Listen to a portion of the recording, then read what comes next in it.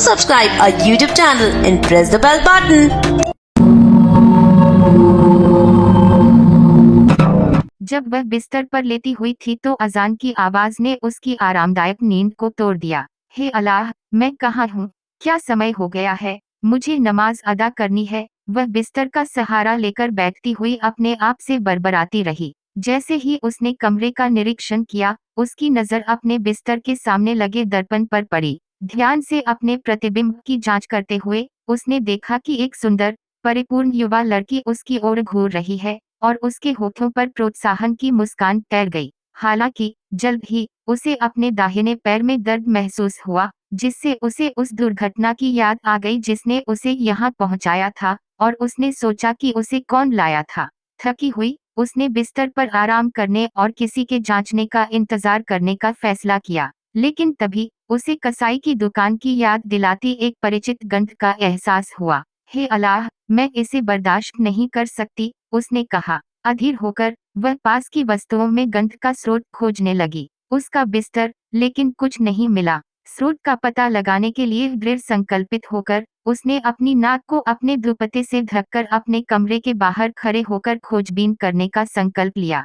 कांपते हुए वे दरवाजे तक पहुंची और बाहर झांका तो कसाई की दुकान से एक मोटी, शक्तिशाली आकृति को मांस खाते हुए देखा, जिससे मनमोहक सुगंध आ रही थी। अगर मैं गलत नहीं हूँ, तो क्या वे सुगंध गिल्ड के मांस से आ रही है? यह मुझ पर इतना गहरा प्रभाव क्यों डालती है? यह सिर्फ मांस की गंध है, एक जानवर का उपोत्पाद। हम अपने घर में जानवरों का उपभोग और वध करते हैं, फिर भी क्या आपने कभी इतनी तीव्र सुगंध का सामना नहीं किया है?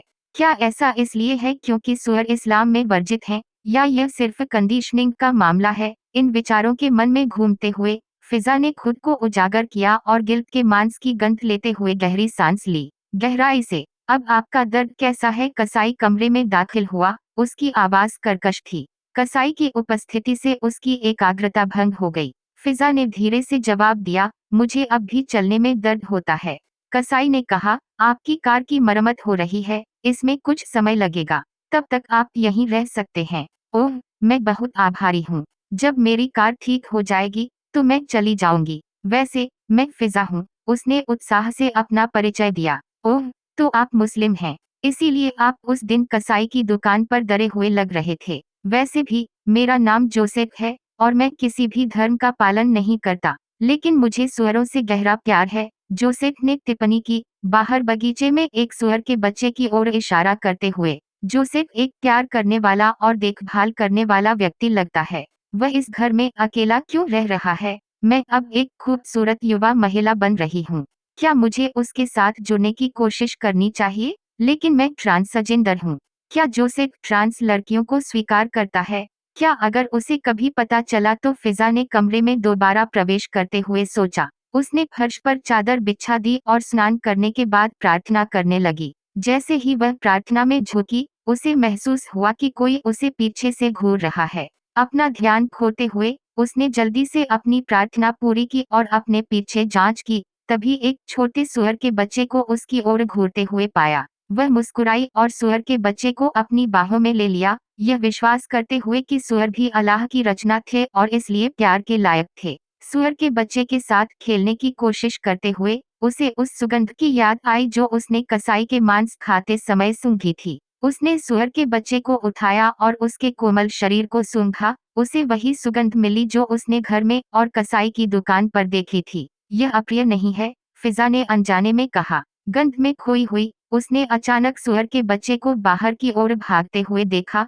जो किसी बात से घबराया हुआ लग रहा था।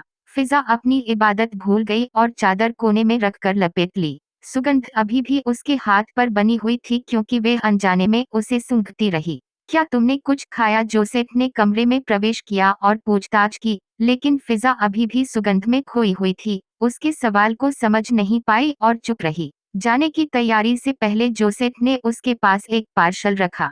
क्या हम एक साथ खाना खाते हैं? उसके जाने से पहले ही फिजा ने उसे एक सवाल करके रोक दिया। जोसेफ उसके बिस्तर के पास आया, उसे सहारा दिया और वे खाने की मेज की ओर बढ़े। क्या आप ट्रांसजेंडर लोगों को स्वीकार करते हैं? खाना शुरू करने से पहले फिजा ने तेजी से पूछा, लेकिन जोसेफ ने कोई जवाब नहीं दिया, ऐसा व्यवहार किया मानो उसने उसकी बात सुनी ही न हो। फिजा ने आगे खुलासा किया, मैंने कुछ समय पहले लिंग परिवर्तन कराया था, लेकिन जोसेफ का ध्यान अपने भोजन पर केंद्रित रहा, जिससे फिजा को शर्मिंदगी महसूस हुई। उसने सवाल किया कि क्या उसने शिष्टाचार का उल्लंघन किया है या सामाजिक मानदंडों की अनदेखी की है। शायद वह भोजन करते समय बातचीत में शामिल न होना पसंद करता था। आप टेनेसी क्यों जा रहे थे? जोसेफ ने अचानक चुप्पी तोड़ी और खाना जारी रखते हुए फिजा को संबोधित किया। फिजा ने खुशी से जवाब दिया, जैसा कि मैंने बताया, मैंने लिंग परिवर्तन कराया और टेनेसी में एक नई शुरुआत करना चाह रही थी। क्या आप अकेले रहते हैं? फिजा ने बातचीत को आगे बढ़ाने का प्रयास किया, जिस पर जोसेफ ने सुअरों की ओर इशारा करते हुए जवाब दिया, मेरी पत्नी की एक कार दुर्घटना में मृत्यु हो गई। अब मैं अपने बच्चों के साथ रहता हूँ। फिजा ने सुअर के बच्चों की ओर देखा और आगे सवाल पूछने से परहेज किया। क्षण भर के लिए वे सोच में डूब गई क्योंकि उसे दुर्घटना याद आ गई। उसने उस पल का स्पष्ट चित्रण किया जब उसने गिल्ड के शरीर को खींच लिया था और उसका सिर अलग कर दिया था। क्या मुझे जोसेफ के साथ उस दुर्घटना पर चर्चा करने की जरूरत है? जोसेफ को सुअर बहुत पसंद है और अगर उसे कभी दुर्घटना के बारे में पता चलता है, तो वे परेशान हो सकता है। लेकिन फिर जोसेफ भी एक कसाई है, शायद वे उतनी दृढ़ता से प्रतिक्रिया नहीं करेगा। कसाई कहा जाता है कि उसका दिल पत्थर का होता है, लेकिन वह गिल्ड पिग थी। यह संभव है कि जोसेफ मुझे उस दुर्घटना के लिए माफ नहीं करेगा। फिजा ने दर्पण में अपना प्रतिबिंब देखते हुए खुद से कहा। अचानक फिजा को असंख्य सुअरों की आवाज सुनाई दी। उत्सुकतावश वह रुकी और फिर ध्वनि से प्रसन्न होकर उन्हें देखने की लालसा करने लगी। जैसे ही वह स्वर की आवाज के स्रोत को देखने के अवसर की उत्सुकता से प्रतीक्षा कर रही थी, उसके भीतर उत्साह और खुशी की जबरदस्त भावना उमड़ पड़ी। अपनी जिज्ञासा को संतुष्ट करने और यह देखने के लिए कि सुअर कैसे दिखते हैं, फिजा ने उनकी एक झलक पाने के लिए खिड़की से बाहर झांका। उसने सुअरों को देखा, जो हृष्ट-पुष्ट और बड़े थे। उनकी नाक विशेष रूप से विशाल थी। सुअरों का ध्यानपूर्वक अध्ययन करते हुए फिजा को उन्हें छूने और सूंघने की तीव्र इच्छा महसूस हुई। जोसेफ उन्हें कहाँ ला रहा है? क्या वे उन्हें मारने की योजना बना रहा है? लेकिन वह आमतौर पर उन्हें दुकान में काटता है। वह उन्हें जंगल में क्यों ले जा रहा है? फिजा ने जोर से सोचा। कुछ क्षणों के बाद वह अपने कमरे में चली गई और दरवाजा अंदर से बंद कर लिया।